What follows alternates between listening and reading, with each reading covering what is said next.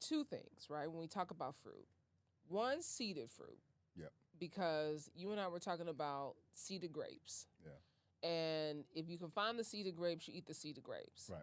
But not the cotton candy grapes. Nah, Because I've seen people doing the reels, baby, and they say, these my favorite grapes. I got the cotton candy grapes. And I'm like, oh, Lord. Man, I'm gonna tell you, like, it's difficult for me to go in the grocery store because it's like I start seeing stuff that I've never seen before. Yeah. Like, I grew up, my dad is from Miami, so in the summers, like, I remember, like, going to watermelon farms and throwing watermelons during the summer. And I could tell you, I never saw a watermelon without a seed. Yeah. So, like, the first time I saw a watermelon without a seed, I was like, whoa, What is this? what's wrong with this one? I went back to the store, took that one back, and I was like, yo, something's wrong with the watermelon. It didn't have no seeds in it. I was like, oh, no, it's seedless. I was like, how? And they couldn't explain to me how. And so, like, people have to understand we come from a seed. Like, every human came from a seed. That's semen. Humans don't exist without a seed. Yeah. Okay? Life comes from a seed. Okay? You can't have food. Like they say in Genesis 1:29, I have given you every fruit-bearing seed. Okay? That was our food in the garden. That's all we needed. Yeah. Okay?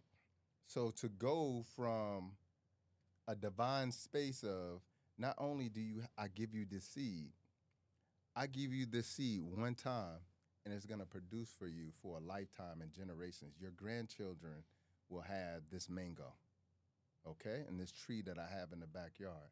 And if an animal comes along and takes one of those mangoes and takes it 2 doors down and it drops into the ground, I will create another tree for you.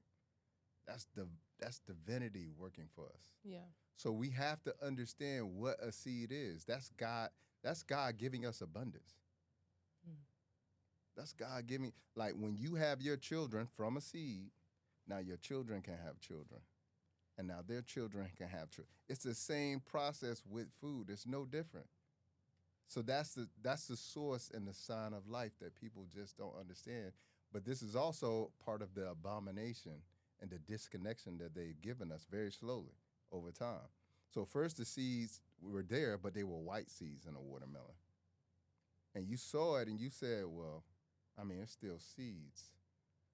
And then it showed up with no seeds, and you were like, well, it's convenient. Okay? That's how they work us with everything. Yeah. But that's why I always say, like, for me, like, it's very difficult for me to go to the grocery store because I'm looking around and I'm seeing the cotton candy grapes and, You said pink pineapple. Pink pineapples. I'm like, this is wild work. I saw it online. I said, how did they get the pineapple pink? It's genetically modified. Yeah. What did they put in it? It's 100% genetically modified. Yeah. So when you take something, I'll give you a for instance. Tomato. The reason why tomatoes can grow in the winter now, because again, everything isn't just like on my farm, everything is not only seeded, it's seasonal. It's seasonal. We have seasons in life. Different things grow during different seasons because during the winter season, you're supposed to have things that are growing that are good for the immune system. Mm-hmm. During the summer season, you have things that are growing that are fruitful in water. So that's how you have a lot of melons that grow in the summer because now it's hydrating you because it's hot. Everything makes sense, okay? But when you think about how they've manipulated something like a tomato, all right, the reason why it can grow in the winter now instead of being something that grows in the summer is because now they've genetically modified it. And they splice a tomato with an Arctic flounder, which is a fish that lives in the Arctic. So now what? Now that tomato can survive during the winter because it has the genes of an Arctic flounder fish that can survive in frigid temperatures in the water. This is the first time I'm ever hearing this. Yeah, but this is the abomination that's happening with the food. This is why I'm telling you, this is the matrix. Nothing is real anymore. The food isn't real anymore. This conversation is real, but most of our conversations aren't real anymore. The news isn't real anymore. Nothing is real. People helping people isn't real anymore. Nothing's real anymore. The water's tainted. The air's polluted. They're trying to use technology to block out the sun. Yeah. The drugs don't heal anything. Nothing is real. Nothing is what it's supposed to be. So it's up to us to get conscious and wake up and stop seeing with these two eyes, because these two eyes get tricked, and start looking with this eye, start looking with our divine eye. Well, then that's getting calcified because all the damn fluoride in the water. All the fluoride in the water. But that's also part of the waking up. Yeah. When we begin to wake up and realize the fluoride is calcifying our pineal gland, Yeah. and that pineal gland is actually useful, just like every other thing in our bodies. Like when you remove your gallbladder, you needed that. Okay? When you remove your appendix, you needed that. When you go to your dentist and get a root canal, and they remove the root and the nerve and the blood supply to that tooth is dead. It looks like it's still alive, but it is dead. And when an infection occurs in that tooth, it means that no immunity could get to that tooth anymore because they removed the blood vessels. I'm so glad you're bringing this up because, of course, you hear a lot of conversation around and the correlation between breast cancer, root canals, Yeah. and then when people get their wisdom teeth extracted. Yep. Around the disease that is triggered because you get your wisdom teeth extracted. 100%. Yeah. Yeah, you have to understand, like I just mentioned. I'm like the only person with me and my sister are like the only people with their wisdom teeth. You cannot leave dead tissue in the body. This is why I'm saying you can't eat dead flesh. This is what, when you leave dead tissue in the body, it begins to necrotize, and then it turns into gangrene. Okay? And then it will kill all of you. This is why when diabetics, their blood is so thick that blood can't flow to that area anymore. And then it becomes infected, and because blood can't flow there, that means that your immunity can't get there anymore. They have to cut the tissue begins to die. All right? They have to cut it off. Because if you don't cut it off, it will infect and kill all of you. All right? So it's no different when you get a root canal. All right? It's important that you understand that tooth is dead, and that most of the time you got a root canal is because of an infection was there. But because that tooth is dead, now it gives rise to infection in the mouth. So a lot of times if you get a root canal on your right side and then you find breast cancer in your right breast, it makes sense. Okay? We've already saw the studies that are connecting a lot of infections in the mouth to cardiovascular disease, but now we're starting to see it with breast cancer as well too. There are going to be so many people who say, "Oh, that's a conspiracy theory. I don't even believe that. I can't get with that. Yeah. I got breast cancer because it run in my family.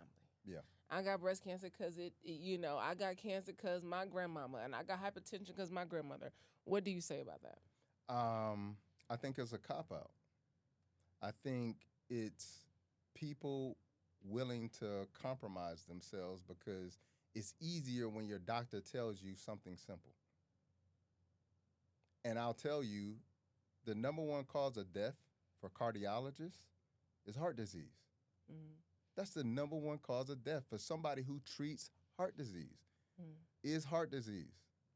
And this is coming from somebody who's a clinician. So I'm telling you, we don't know what we're talking about when it comes to healing. When it comes to treatment, we know exactly what we're talking about. But when it comes to actual healing and health, we know nothing about it. We only know about treating symptoms. So the idea that something can be a conspiracy, well, first of all, look at the new studies that are coming out. They've done many studies on, let me give you, for instance, they've done many studies on a drug called ivermectin. Now, most people, when they hear ivermectin, they think of a dewormer for their pet or a horse. All right? Okay, yeah, I've never heard of it. Don't have a pet, though. Well, you've heard of dewormers for dogs. Oh, dewormers. Yeah. Deworming is parasites. Okay, yes. The number one cause of death for dogs, you know what it is? It's not parasites, right? Cancer. The number one cause of death in dogs is cancer? Cancer. And what do they constantly do when you go to a vet? Putting them on dewormers, parasite medications. Okay? So what I'm telling people is that they're never going to tell you that. The cancer industry is $1 billion industry. They load you up with chemo. They load you up with radiation. They give you mammograms. They do surgeries and cut things out of you. Okay, but all of the new information is showing you. Not only when you look at parasites over here and cancer over here, their metabolism is the same.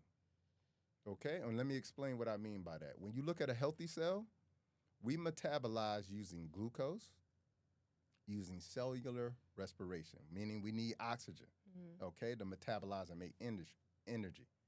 All right. When you look at cancer, cancer doesn't use that mechanism. That's how you can distinguish between a cancer cell and a healthy cell. A cancerous cell uses fermentation. Okay. When something is fermenting, what is it doing? In many cases, it's dying. It's rotting. creating. Yeah, it's rotting. Yeah. Okay. So cancer uses fermentation.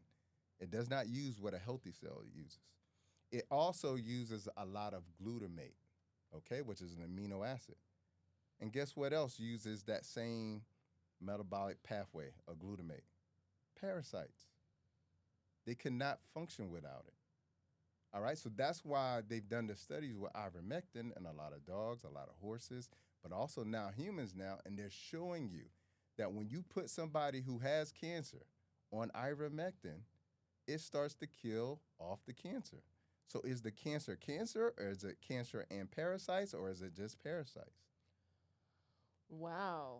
But they can get on the detox and maybe start clearing these parasites out. And that's why part of what my detox does is so important to get rid of parasites, because most people have them. If you eat sushi, if you eat salmon, okay, if you consume a lot of meat, okay, because all you got to do is next time you get that pork chop and you bring it home, set it out, pour some Coca-Cola on it, pour some acid, which is what Coca-Cola is, and you will see all of these the parasites come out of it. Out. Okay, now in your mind, you're thinking, well, I cook it, so I kill it.